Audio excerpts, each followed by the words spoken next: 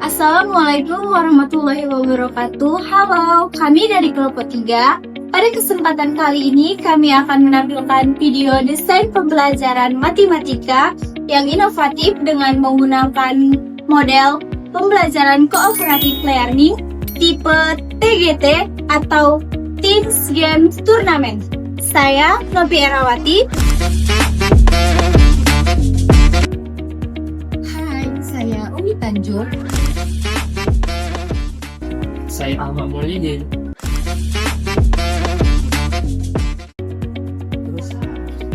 Saya Ika Upinayanti.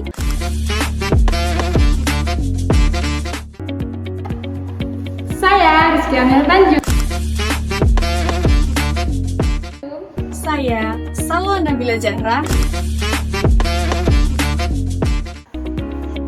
Saya Intan Fatur Rahmah.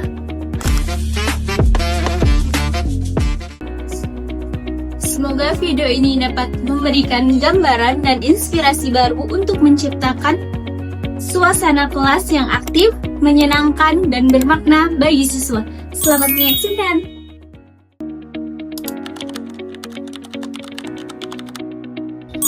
Model Cooperative Learning Teams Games Tournament atau disingkat 3T menempatkan siswa dalam sebuah kelompok heterogen untuk bekerja sama, berdiskusi, dan juga bersaing dalam suasana yang menyenangkan. TGT dikembangkan oleh Robert E. Slavin sebagai upaya menjadikan pembelajaran lebih aktif, partisipatif, dan juga lebih bermakna. Hubungan dengan teori belajar. Teori konstruktivisme, Piaget, dan Vygotsky. Pengetahuan dibangun oleh siswa melalui interaksi sosial dan pengalaman belajar langsung dengan teman sebayanya. Dalam TGT, interaksi kelompok membangun pemahaman siswa melalui social negotiation. Teori Vygotsky, ZPD, dan scaffolding. Saat bekerja dalam kelompok heterogen, siswa yang lebih mampu membantu temannya dalam memahami materi dalam zona of proximal development. Teori behavioristik. Sistem skor dan penghargaan kelompok menjadi reinforcement positif yang menumbuhkan motivasi dan semangat belajar. Tahap yang pertama, kelas atau presentasi, di mana guru menyampaikan konsep SPLDV dengan contoh kontekstual dan memotivasi siswa untuk berpartisipasi lebih aktif. Tahap yang kedua, tim atau belajar kelompok, di mana siswa dibagi ke dalam kelompok heterogen. Mereka berdiskusi untuk memahami materi, menyelesaikan LKPD, dan mempersiapkan diri untuk mengikuti turnamen. Tahap yang ketiga, game atau turnamen, di mana siswa mengikuti permainan akademik berupa puzzle dan games word wall. Kemudian mereka menjawab pertanyaan di papan karton kelompok mereka masing-masing. Yang keempat, scoring atau recreations, di mana guru memberikan skor 10 poin per jawaban yang benar dan mengumumkan kelompok dengan total skor tertinggi sebagai tim juara turnamen SPLDV.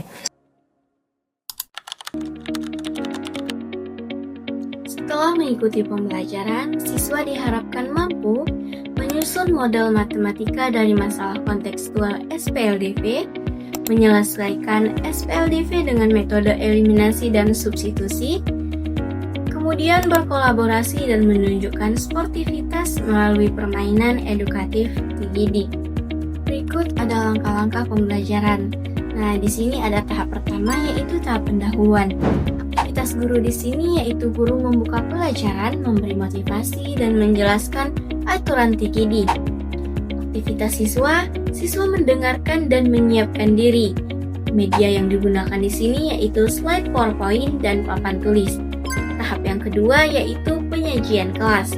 Nah, di tahap penyajian kelas ini, aktivitas guru menjelaskan contoh kontekstual SPLDV, yaitu harga buku dan pensil. Sedangkan siswa memperhatikan dan mencatat. Media yang digunakan di sini yaitu PowerPoint dan papan tulis. Tahapan yang ketiga yaitu tahap belajar kelompok. aktivitas guru di sini, guru memberikan LKPD dan memberikan arahan diskusi. Aktivitas siswa, siswa bekerja dalam kelompok, menyelesaikan soal, dan berdiskusi strategi permainan.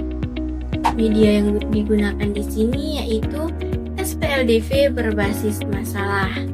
Tahapan yang keempat yaitu tahapan turnamen atau games. Nah, aktivitas guru di sini, guru menampilkan word well game dan puzzle. Siswa menyelesaikan puzzle lebih dahulu, dapat maju dan menjawab di karton kelompok. Nah, aktivitas siswa di sini yaitu siswa menyusun puzzle, menulis jawaban di karton kelompok, dan berebut waktu menjawab soal dari word well. Media yang digunakan yaitu word well, puzzle, kertas, 3 karton jawaban besar di depan kelas, spidol, dan papan tulis.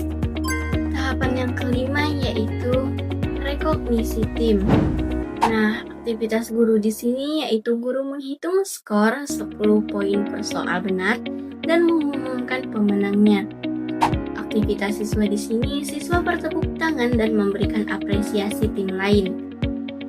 Media yang digunakan di sini yaitu papan skor beserta sertifikat simbolik. Yang terakhir yaitu tahapan penutup. Aktivitas guru di sini, guru mengajak refleksi dan menyimpulkan konsep SPLDV. Aktivitas siswa di sini, siswa menyampaikan pendapat dan kesan. Media dan LKPD. Nah, LKPD berbasis masalah, berisi latihan kontekstual seperti perbandingan harga barang dan penyusunan model SPLDV. Word well digunakan untuk menampilkan soal cepat dengan timer 45 detik. Puzzle sederhana disusun terlebih dahulu oleh kelompok sebelum boleh menjawab soal. Karton jawaban, 3 karton besar di depan kelas, masing-masing dengan kolom jawaban tim, misalnya tim A, tim B, dan tim C. Yang terakhir yaitu papan skor. Nah, papan skor ini berfungsi untuk mencatat poin tiap kelompoknya.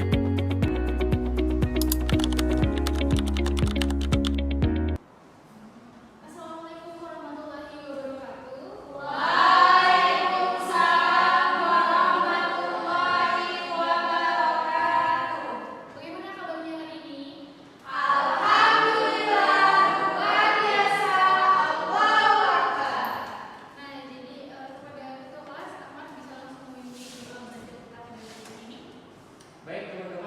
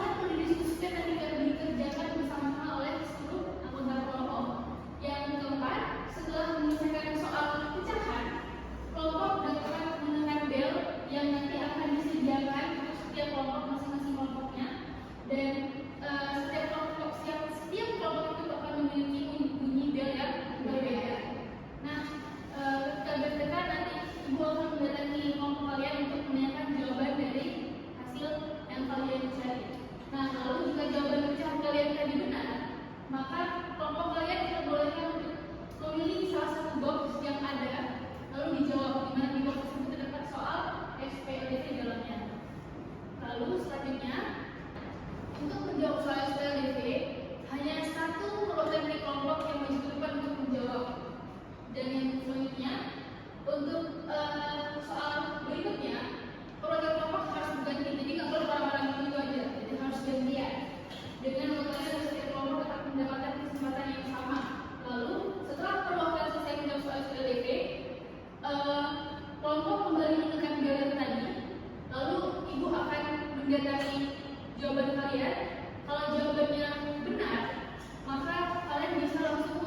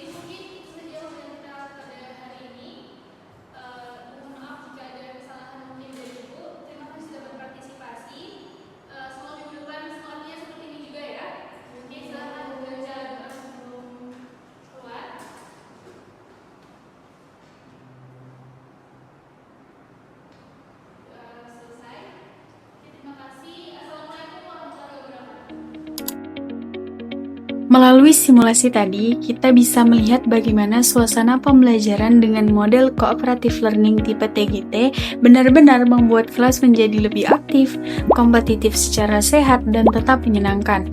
Namun, tentu saja dalam penerapannya terdapat beberapa tantangan.